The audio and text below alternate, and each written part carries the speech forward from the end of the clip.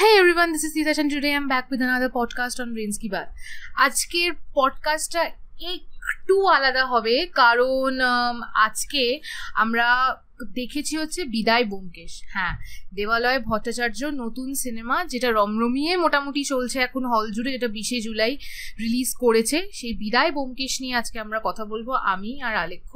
Hi guys.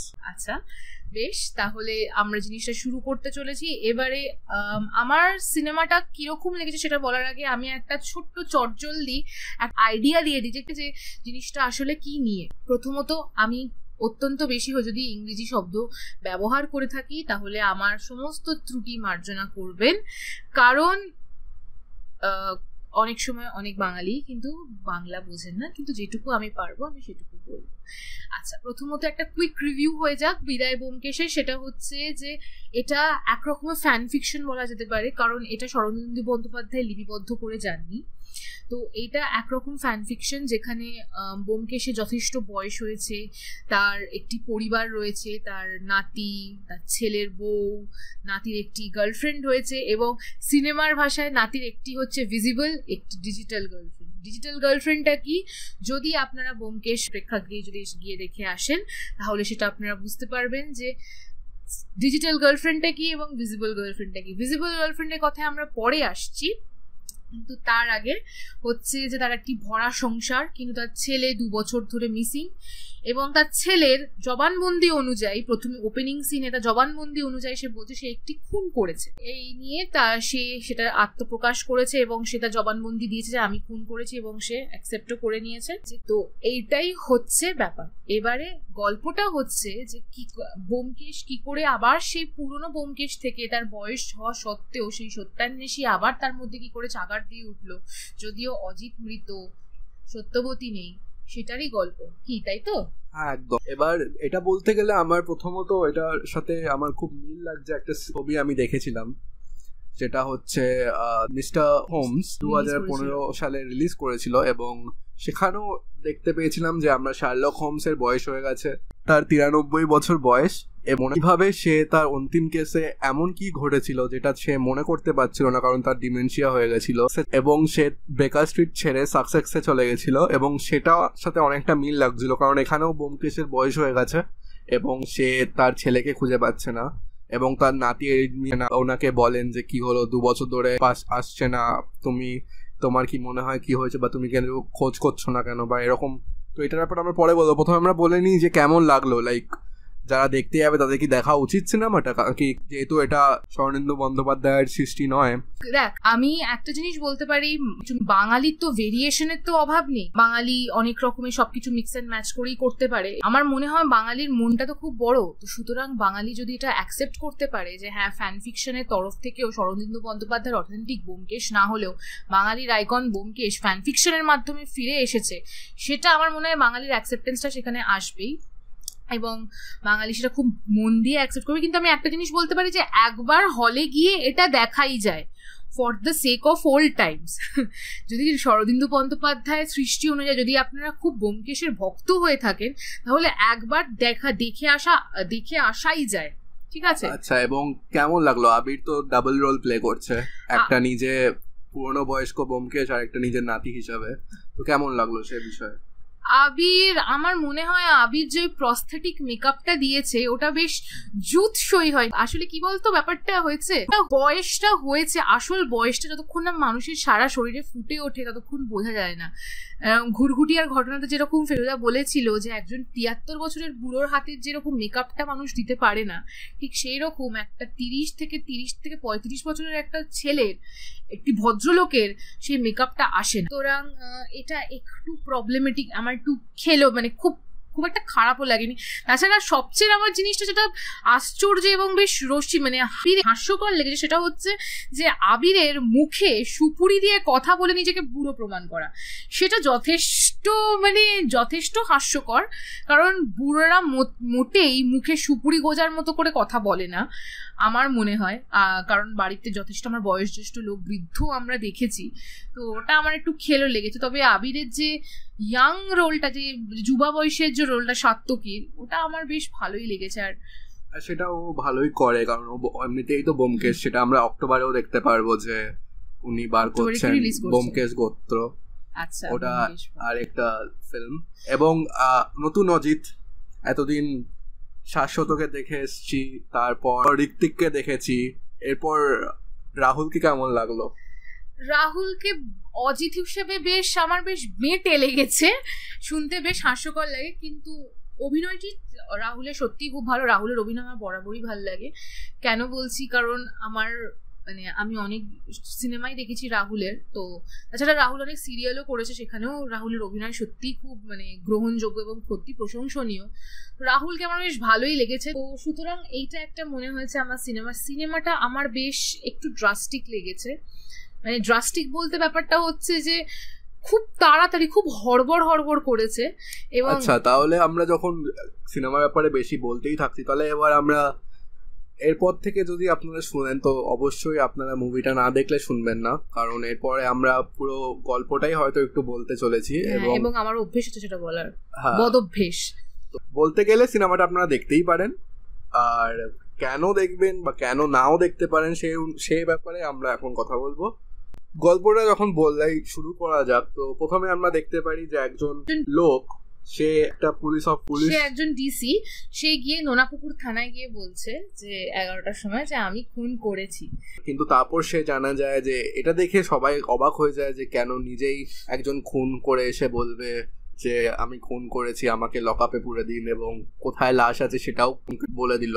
তো এটার জন্যই প্রথমে সবাই অবাক হয়ে যায়। তারপর জানা যায় যে ওটাই অভিমন্যু বক্সি, সান অফ ব্যোমকেশ বক্সি।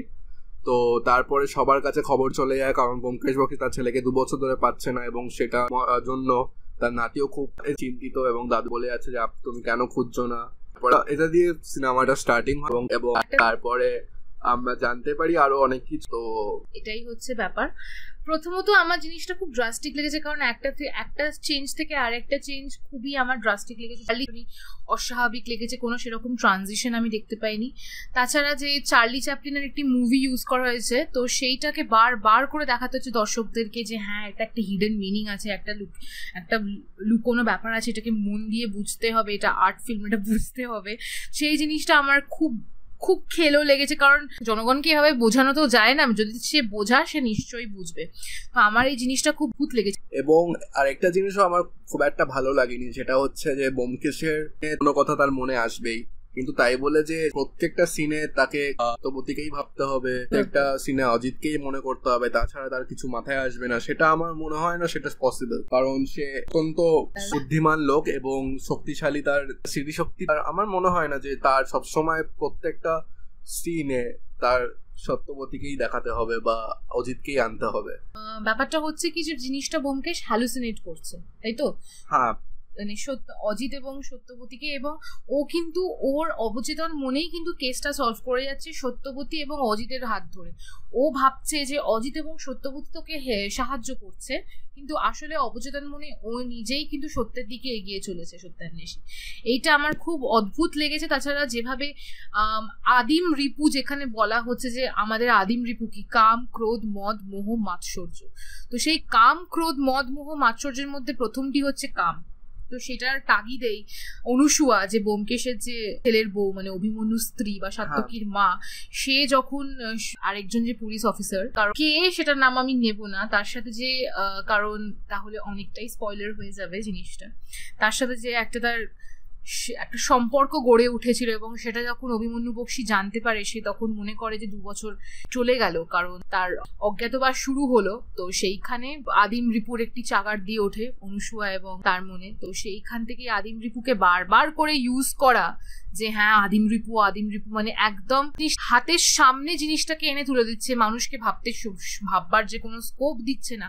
এটা আমার খুব খেলো লেগেছে। যে জিনিসটা ভালো লেগেছে সেটা হচ্ছে যে একটা নতুনত্ব চেষ্টা করেছে পরিচালক, এবং উনি যে লিখেছেন গল্পটা, এটা অনেক সময় যেটা হয় যে একটা ফ্যান ফিকশন লিখতে গেলে মানুষ অনেক কিছু লিখে ফেলে যেটা হয়তো পুরোপুরি অবাস্তব লাগবে, কিন্তু এটা হয়তো হতেও পারে, কারণ একজন যার এত বড় তার নাম, বাঙালির আইকন ব্যোমকেশ বক্সী, তার ব্যাপারে অনেক ছায়াছবি তৈরি হচ্ছে, তো তাকে বাঙালির আইকন হিসাবে মেনে নেওয়া হয়েছে, কিন্তু তার মনে যে কতটা দুঃখ যে তার ছেলেকে খুঁজে পাওয়া যাচ্ছে না 2 বছর ধরে, এবং সেটার ব্যাপারে সে অত্যন্ত অবগত, এবং কি করে সে ওই ব্যাপারটাকে সামলে এই কেসটা যে তার ছেলে হঠাৎ করে ফিরে এলো তার ব্যাপারে যে আরো গভীরভাবে এসে ভাবতে চলেছে, সেইটা আমার খুব ভালো লেগেছে। এবং কিন্তু একটা জিনিস আমার ভালো লাগেনি, যে ব্যোমকেশ বক্সী বা যে কোনো এরকম গোয়েন্দা মুভি বা ছায়াছবিতে আমরা দেখতে চাই আসল যে ঘটনাটা সেটা হচ্ছে যে খুন হয়েছে, একটা না 2টো খুন হয়েছে, কিন্তু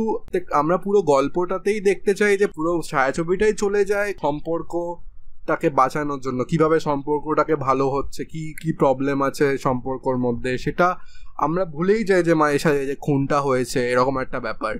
তো পুরো মানে খুনটাকে আমরা সেকেন্ডারি হিসাবে নিই, এই ব্যাপারটা আমার ঠিক ভালো লাগেনি, কারণ সেটা মনে হয় না কি লাইক মানে এটা ফ্যান ফিকশন, কিন্তু আমার মনে হয় না সেটা একটা ব্যোমকেশের গল্পে খুব একটা ভালো লাগে। এবং এখানে যে অভিমন্যু যার বাবা ব্যোমকেশ বক্সী, তারও অভিনয় খুব নাটকীয়, এবং সে ব্যাপারটা সে যেটা বলতে চাইছে সেটা পরিচালক বা যে লিখেছে সে চেয়েছে যে এমন ভাবে করা হোক যাতে মানুষ ভাবে যে অনেক একটা গভীরত্ব একটা ব্যাপার হচ্ছে, কিন্তু আদৌ সেটা এমন কিছু হলো না, লাস্টে গিয়ে সেটা আমরা জানতে পারি, সেটাও খুব একটা আমার ভালো লাগেনি। এবং তাছাড়াও প্রচুর এমন এমন ঘটনা আছে যেটা খুবই বোকা বোকা লাগেছে, যেখানে খুন হয় সেখানে একটা কুকুরকে পাওয়া যায়, এবং সেই কুকুরটাকে খুঁজতে খুঁজতে আবির সেখানে পৌঁছে যায়, এবং তার সাথে ব্যোমকেশ ওখানে চলে যায়, তো নাতি এবং দুজনে মিলে একসাথেই ওখানে চলে যায় একটা টাইমেই, এবং দুজনেই সিগারেট খাচ্ছে, এবং একই টাইমে সবাই মিলে সিগারেট খাচ্ছে, সেটাও একটু বোকা বোকা লেগেছে। তো এটা ছেড়েই দিলাম, এটাও সিনেমা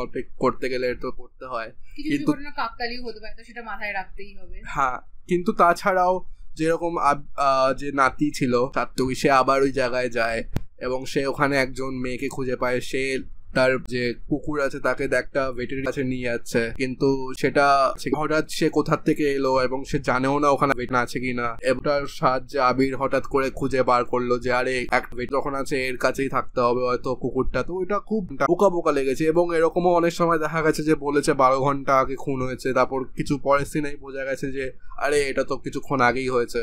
তো এরকম প্রচুর সিন আছে, এবং আরেকটাও সিন আছে যেখানে লাইক আমরা জানতে পারি যে আবির যখন নিজেই ঠিক করে যে না আমাকেই গোয়েন্দা হতে হবে, কারণ আমার দাদু কিছু করছে না, এখন আমাকেই গোয়েন্দা হয়ে যেতে হবে, তখন ওই পুরো সিনটাই খুব মানে নাটকীয় এবং প্রচন্ড বোকা বোকা লেগেছে। মানে এটা ব্যাপারটাকে স্টাইলিশ করতে গিয়ে খুব খেলো হয়ে গেছে মনে হয়েছে ব্যাপারটা, সিরির সাহায্যে সেটাকে বলা যেতে পারে সাত্তকীর ডিজিটাল গার্লফ্রেন্ড। হ্যাঁ, তো ওর দ্বারা ওর সাহায্যে যে একদম দাদুর যে রূপটা ধারণ করতে পেরেছে সাত্তকী। আমি ওর কথাগুলো শেষ করে দিচ্ছি কারণ আমি বুঝতে পারছি ও কি বলতে চায়।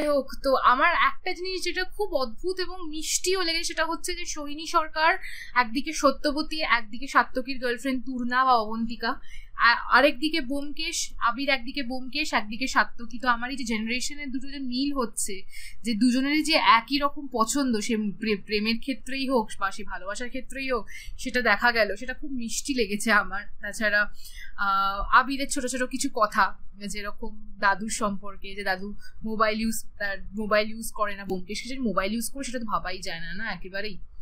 দাদু কেন মোবাইল ইউজ করে না সেটাতে আবির বলেছে যে দাদু স্পার্ম কাউন্ট কমে যায় বলে সে মোবাইল ইউজ করে না। এই ছোট ছোট যে খুনছুটিগুলো দাদুর সাথে করা হয়, তো এইগুলো আমার খুব ভালো লেগেছে। লুপ হোল যেগুলো ছিল সেগুলো তো আলেখ অলরেডি বলেই দিয়েছে, তো আমি নতুন করে কিছু বলে সেটাকে আর নষ্ট করতে চাইছি না। যাই হোক, তো কত রেট করবি তুই এটাকে?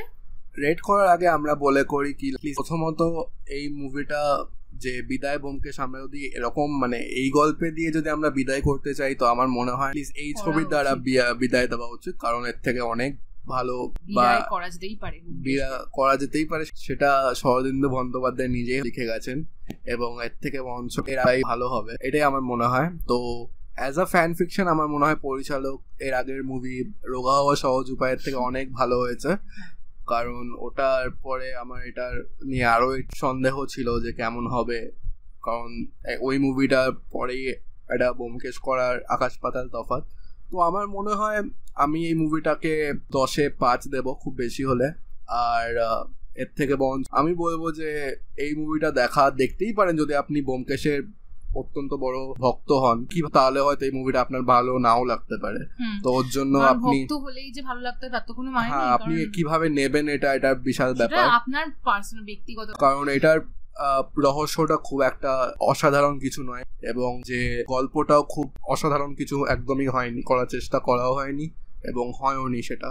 তো এর থেকে বরঞ্চ ব্যোমকেশ গোত্র যেটা অক্টোবরে পুজোর সময় বেরোবে ওটা দেখাই মনে হয় বেটার। হ্যাঁ, কিন্তু ওটা তো শরদিন্দু বন্দ্যোপাধ্যায় নিজের লেখা না। তো আমার যেটা ও যেটা বললো সেটা থেকে সূত্র ধরে বলছি যে দেবালয় ভট্টাচার্যর একটা ওয়েব সিরিজ বেরিয়েছিল হইচই বলে একটি অ্যাপে, সেটার নাম হচ্ছে হোলি ফাক, এবং সেটা আমি বলবো না যে খুব একটা ভালো, আবার খুব একটা হ্যাকথুও নয়, কিন্তু দেবালয় ভট্টাচার্যর একটা রোগা হওয়ার সহজ উপায় থেকে হঠাৎ করে ব্যোমকেশ করা, মানে এটা তো একরকমের একটা ধৃষ্টতাই বলা যায় যে ব্যোমকেশ আবার মানে একটা করা তো ধৃষ্টতাই না, যেরকম ফেলুদা সম্পর্কে একটি ফ্যান ফিকশন বা একটা সিনেমা করাটা ধৃষ্টতা, সেরকমই এটা। কিন্তু যদি আপনি ব্যোমকেশের ফ্যান হয়ে থাকে এবং নতুনকে আগমন জানাতে আপনি খুবই যদি ইচ্ছুক হয়ে থাকেন, তাহলে নিশ্চয়ই এটা ভালো লাগবে। আর আমি সিনেমাটাকে দেব, আমি 6 দেব, কারণ আমার কিছু কিছু জায়গা খুব মিষ্টি লেগেছে, যেরকম আমি বললাম। তাই একবার গিয়ে দেখে আসা যেতেই পারে, বেকার ঝামেলা করে লাভ নেই, একবার গিয়ে দেখে আসা যেতেই পারে সেরকম হলে। আর তো এটা বলেই আমরা শেষ করছি। তো আপনারা অবশ্যই আমাদের চ্যানেল বা যেখানেই শুনছেন ওটা সাবস্ক্রাইব করুন বা ফলো করুন আমাদের বিভিন্ন সোশ্যাল নেটওয়ার্কিং সাইটে, সবকটার লিঙ্ক আপনি ডেসক্রিপশনেই পেয়ে যাবেন। সো এই বলেই বিদায় জানাই, আমরা বিদায় করছি।